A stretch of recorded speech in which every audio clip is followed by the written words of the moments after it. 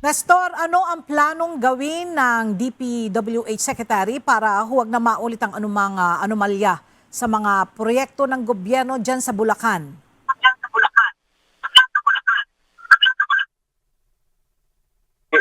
Ayon kay DPWH Secretary Vince Dizon, sa direktiba sa kanya ni Pangulong Ferdinand Marcos Jr., gagawin nila ang full support sa mga opisyal na pumalit kay dating Engineer Henry Alcantara at Bryce Hernandez at tiniyak nila na hindi na mauulit ang maanumalyang flood control ghost project dito sa probinsya ng Bulacan.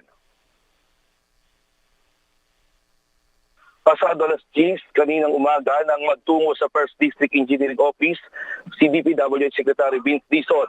Unang pinuntahan nito ang kwarto kung saan makikita ang isang lamesa na ibinulgar ni dating DPWH Engineer Bryce Hernandez at na pinaglagyan nila ng milyong-milyong pisong halaga na sinasabing hinati-hati at ipinamimigay umano sa mga proponents ni dating DPWH OIC District Engineer Henry Alcantara.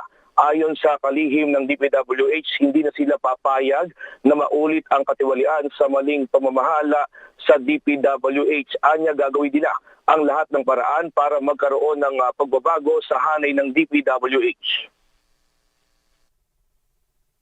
Sabi ng Pangulo sa akin, linisin natin ang DPWH, reformahin natin ang DPWH para hindi na ito maulit-ulit. And I think itong gagawin natin ngayon with our new leadership here in the First District of Bulacan. And I don't envy the job of these two young men here. No, but we will give them the full support.